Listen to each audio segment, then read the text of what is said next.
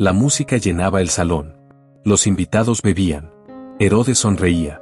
Y en las cocinas del palacio, un verdugo limpiaba su espada. Subió las escaleras. Entró a la mazmorra. Y el último profeta de Israel levantó la cabeza y cerró los ojos. Un solo golpe. La cabeza del hombre más justo de su generación rodó por el piso de piedra. Y minutos después, era presentada en una bandeja de plata. En medio de una fiesta. Como regalo de cumpleaños. Lo que estás a punto de descubrir sobre Juan el Bautista no es una historia bonita. Es brutal. Es política. Es la historia de un hombre que prefirió perder su cabeza antes que su voz. Y todo comenzó con un nacimiento imposible y una promesa que cambiaría el mundo. Antes de seguir, déjame preguntarte, ¿de dónde nos estás viendo? ¿España? ¿México? ¿Colombia? ¿Argentina? Donde quiera que estés, probablemente conoces la fecha del 24 de junio, la noche de San Juan, las hogueras, las celebraciones, pero quizá no conoces al Juan detrás de esa fecha. Si alguna vez has tenido que decir una verdad que te costó todo, si alguna vez te han odiado por no quedarte callado, esta historia es para ti, porque Juan el Bautista te demuestra que algunas verdades no se pueden negociar, aunque te cueste la vida. Ahora sí, volvamos al templo de Jerusalén. A un sacerdote anciano que estaba por recibir la noticia más imposible de su vida, que iba a costarle el habla. Zacarías era un sacerdote de la clase de Abías, ya anciano. Su esposa, Elizabeth, también era anciana. Y estéril. En esa cultura, la esterilidad no era solo médica. Era vergüenza. Maldición percibida. Susurros detrás de la espalda. Durante décadas, Zacarías y Elizabeth habían orado por un hijo. Décadas de silencio celestial. Un día, le tocó a Zacarías entrar al lugar santo. A quemar incienso. Era un privilegio enorme. Algunos sacerdotes esperaban toda su vida y nunca les tocaba. Y mientras estaba ahí, solo, en el lugar más sagrado del mundo, apareció un ángel. El ángel Gabriel. A la derecha del altar del incienso. Zacarías se aterró. Y Gabriel le dijo: no temas, Zacarías. Tu oración ha sido oída. Tu esposa Elizabeth te dará un hijo, y llamará su nombre Juan. Pero no sería cualquier niño. Será grande delante del Señor. Estará lleno del Espíritu Santo desde el vientre de su madre. Y hará que muchos de los hijos de Israel se conviertan al Señor su Dios. Irá delante de él, con el espíritu y el poder de Elías. Elías, el profeta más grande del Antiguo Testamento. Este niño vendría con ese mismo espíritu. Ese mismo fuego. Zacarías, en lugar de creer, preguntó: ¿cómo sabré esto? Porque yo soy viejo, y mi mujer es de edad avanzada. Y Gabriel respondió: yo soy Gabriel, que estoy delante de Dios. Y he sido enviado para darte estas buenas nuevas. Pero por cuanto no creíste mis palabras, quedarás mudo hasta el día que esto se cumpla. Zacarías salió del templo. Intentó hablar. No pudo. El sacerdote que proclamaba bendiciones ahora no podía pronunciar palabra. 9 meses de silencio forzado. Para aprender a creer lo imposible. Elizabeth quedó embarazada. Como había dicho el ángel. Y cuando nació el bebé, querían llamarlo Zacarías, como su padre. Pero Elizabeth dijo: no, se llamará Juan. ¿Juan? Nadie en tu familia se llama Juan. Llamaron a Zacarías. Le dieron una tablilla. Y él escribió: su nombre es Juan. Y en ese instante, su boca se abrió. Su lengua se soltó. Y lo primero que hizo fue alabar a Dios.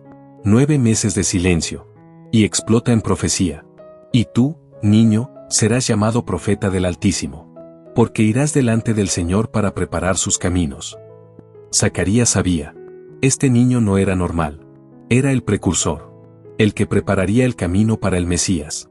Y todos en la región se preguntaban: ¿quién será este niño?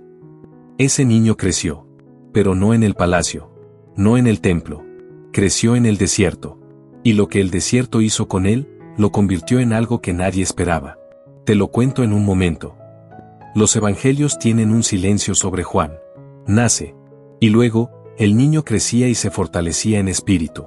Y estuvo en lugares desiertos hasta el día de su manifestación a Israel.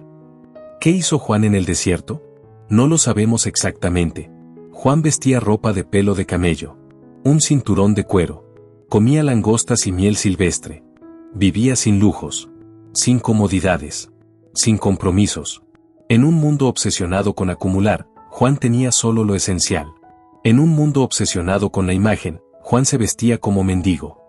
Alrededor del año 28 después de Cristo, Juan salió del desierto y comenzó a predicar junto al río Jordán. Su mensaje era brutal en su simplicidad. Arrepiéntanse, porque el reino de los cielos se ha acercado. No predicaba prosperidad, predicaba arrepentimiento. No prometía comodidad, prometía juicio. Y la gente venía, por miles. Fariseos, saduceos, soldados, recaudadores de impuestos, prostitutas, todos venían al Jordán. Y Juan los bautizaba. Este era un acto revolucionario. En el judaísmo, solo los gentiles que se convertían eran bautizados. Era para los impuros. Juan estaba diciendo, todos ustedes, incluyendo los judíos religiosos, son impuros. Necesitan limpieza. Cuando los fariseos y saduceos venían, Juan no los trataba con cortesía religiosa. Generación de víboras. ¿Quién les enseñó a huir de la ira venidera? Produzcan frutos dignos de arrepentimiento. Los líderes religiosos, los respetados, los poderosos, Juan los llamó serpientes. Pero a los recaudadores de impuestos y soldados les decía, no roben, no extorsionen, conténtanse con su salario. No les exigía cambiar de profesión, les exigía cambiar de corazón. Juan tenía tanto impacto que la gente comenzó a preguntarse, ¿será este el Mesías? Y Juan respondió algo crucial, yo bautizo con agua, pero viene uno más poderoso que yo, a quien no soy digno de desatar la correa de su sandalia. Él los bautizará con Espíritu Santo y fuego. Juan sabía su rol. Él no era la luz. Era el que apuntaba a la luz. No era el novio. Era el amigo del novio. No era el Mesías. Era el que preparaba el camino. Y cuando el Mesías llegara, Juan desaparecería. Y entonces un día, Jesús caminó hacia el Jordán. Y lo que Juan hizo en ese momento, casi no tiene sentido. Pero define todo. Espera un momento. Déjame preguntarte algo. ¿Alguna vez has tenido que disminuir para que otro crezca? ¿Alguna vez has tenido que ceder el protagonismo sabiendo que era lo correcto? Juan el Bautista era una celebridad. Miles lo seguían. Podría haber fundado su propia religión. Pero cuando Jesús llegó, Juan dijo, es necesario que Él crezca y que yo disminuya. Si quieres seguir descubriendo historias de personas que entendieron que no se trata de ellos sino de Cristo, suscríbete.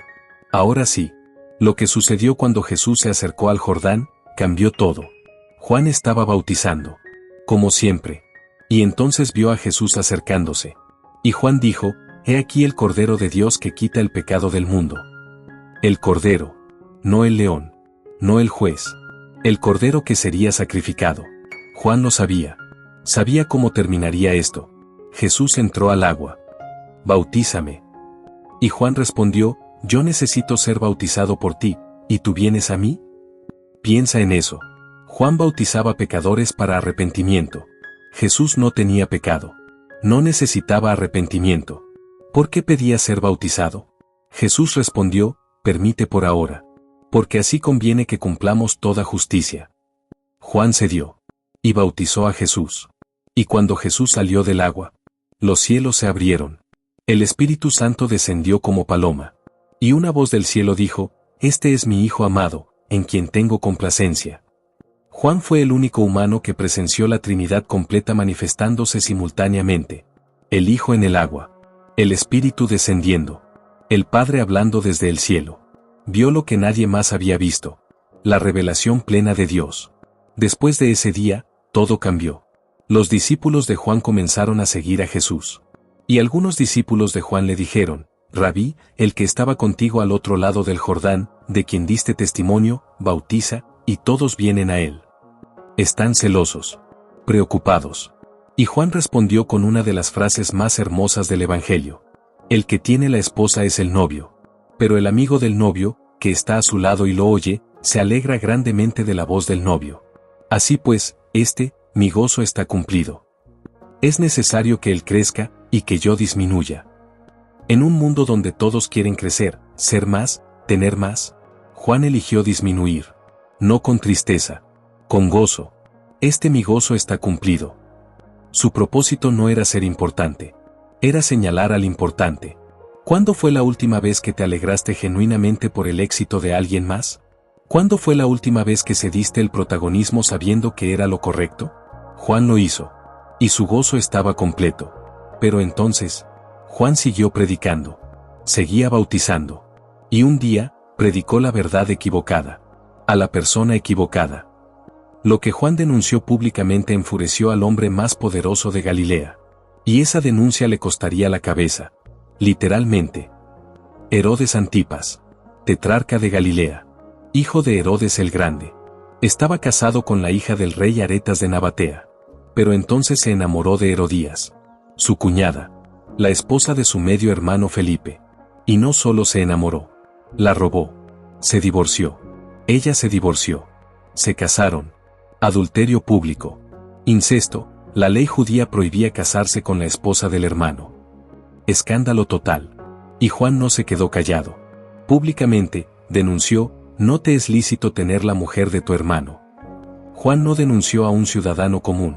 Denunció al gobernador. El hombre que controlaba ejércitos. Que tenía poder de vida y muerte. Juan lo denunció. En público. Repetidamente. Herodes lo mandó a arrestar. Y lo metió en la fortaleza de Maqueronte. En el Mar Muerto. Una prisión fortaleza en medio del desierto. Celdas subterráneas. Oscuridad. Juan, el hombre del desierto y los espacios abiertos, ahora encerrado en piedra. Y algo pasó en esa celda. Algo humano. Algo real. Juan comenzó a dudar. Envió a sus discípulos a preguntarle a Jesús, ¿eres tú el que había de venir o esperamos a otro? El profeta más firme. El que había visto al Espíritu descender. El que había oído la voz del Padre. Ahora dudaba. ¿Por qué? Porque Juan esperaba que el Mesías trajera juicio inmediato. Fuego. Liberación. Y en cambio, él estaba en una celda. Y Jesús predicaba amor. A veces, hacer lo correcto no resulta en bendición inmediata. Resulta en sufrimiento. Y en ese sufrimiento, dudamos. ¿Vale la pena? ¿Escuché bien? Juan dudó. Y Jesús no lo condenó por eso. Respondió, los ciegos ven, los cojos andan, los leprosos son limpiados, los muertos resucitan, a los pobres es anunciado el Evangelio. Y añadió, entre los nacidos de mujer, no se ha levantado otro mayor que Juan el Bautista. El mayor nacido de mujer. Con dudas y todo. Herodes estaba fascinado con Juan. Lo temía, pero le gustaba escucharlo. Herodías, en cambio, lo odiaba.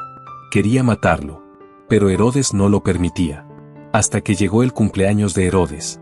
Gran banquete. Los nobles de Galilea. Vino. Abundancia. Y Salomé, la hija de Herodías, bailó. El Evangelio dice simplemente, agradó a Herodes y a los que estaban con él, a la mesa. Era una danza seductora. Inapropiada. Salomé era joven, probablemente adolescente. Herodes, borracho, complacido, hizo una promesa estúpida. Pídeme lo que quieras, y te lo daré. Hasta la mitad de mi reino. Juró. Frente a todos. Salomé corrió con su madre, ¿qué pido? Y Herodías, con odio frío, respondió, la cabeza de Juan el Bautista. Salomé volvió corriendo, quiero que ahora mismo me des en una bandeja la cabeza de Juan el Bautista. Herodes se entristeció. Dice el Evangelio. Pero había jurado. Frente a todos sus invitados. Su ego no podía retractarse. Así que mandó a un verdugo. En la mazmorra, Juan escuchó los pasos. Sabía lo que venían a hacer. No hay registro de sus últimas palabras. Solo silencio. El profeta del fuego. El que gritaba en el desierto. El que denunciaba sin miedo. Silenciado. Por un baile. Por el ego de un rey cobarde. La espada cayó. La cabeza fue colocada en una bandeja de plata. Y llevada a la fiesta. Mientras arriba seguían comiendo, bebiendo, riendo. Abajo, en las cocinas del palacio, la sangre del hombre más justo de su generación manchaba el piso. Cuando Jesús se enteró, se retiró a un lugar solitario. Lloró. Probablemente. Porque Juan no era solo el precursor. Era su primo. Su amigo.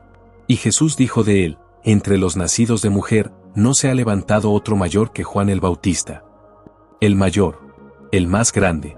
No por milagros. No por multitudes. Por fidelidad. Hasta la muerte. Detente un segundo conmigo. Juan murió por decir la verdad. No por predicar el Evangelio. Por denunciar el pecado de un poderoso. ¿Cuándo fue la última vez que dijiste una verdad incómoda? ¿Cuándo fue la última vez que denunciaste algo injusto sabiendo que te costaría? Juan pudo haberse callado. Pudo haber pensado, no es mi problema. Es entre Herodes y Dios. No lo hizo. Y le costó la cabeza. ¿Qué te está costando tu silencio? ¿O qué te costaría tu voz? Juan murió alrededor del año 28 a 29 después de Cristo, antes de que Jesús comenzara realmente su ministerio público. Pero su muerte no fue un desperdicio. Fue una profecía cumplida. Juan precedió a Jesús en todo. En el nacimiento, 6 meses antes. En el ministerio, comenzó antes. En la muerte, murió antes. Incluso en la muerte, Juan preparó el camino. Mostró que seguir a Dios puede costar la vida. Juan es el único santo, aparte de Jesús y María, que tiene 2 fiestas litúrgicas. 24 de junio, su nacimiento. 29 de agosto, su martirio. Porque su nacimiento fue milagroso, anunciado por un ángel. Y su muerte fue martirio. Testimonio de verdad. La fiesta del 24 de junio, la noche de San Juan, se celebra con hogueras. ¿Por qué fuego? Porque Juan era fuego. Elías era fuego. Y porque Juan dijo, Él los bautizará con Espíritu Santo y fuego. Según la tradición, la cabeza de Juan fue eventualmente rescatada por sus discípulos. Y su vida nos enseña algo más. Hacer lo correcto no garantiza final feliz. Garantiza obediencia. Juan no fue rescatado milagrosamente. No hubo ángel liberándolo como con Pedro. Murió en esa celda. Y ese fue su triunfo. La vida de Juan el Bautista es incómoda. Porque no termina bien. No hay final feliz. El profeta más grande murió en una mazmorra por el capricho de una bailarina y el ego de un rey cobarde. ¿Dónde está la justicia? Pero Juan nos enseña algo crucial. El éxito no se mide en años vividos. Se mide en fidelidad hasta el final. Y ahora te pregunto, ¿qué verdad estás dejando de decir por miedo?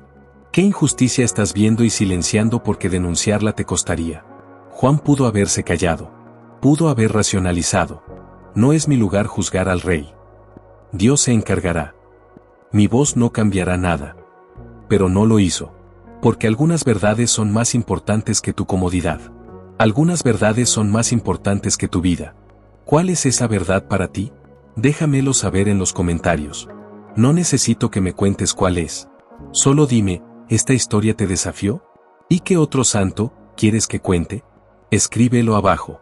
Si esta historia te movió, si algo en ti resonó con la valentía de Juan, compártela. Porque hay alguien que necesita el valor para decir su verdad. Y necesita saber que el mayor nacido de mujer eligió la verdad sobre su vida. Que San Juan el Bautista, el precursor, interceda por ti. Que su vida te recuerde que tu voz tiene poder. Y que algunas verdades no se pueden callar. Aunque te cueste todo. Juan gritó en el desierto, preparen el camino del Señor. ¿Estás preparando el camino en tu vida? ¿O estás lleno de tus propios caminos? Es necesario que Él crezca. Y que yo disminuya. Esa es la oración. Esa es la vida. Esa es la santidad.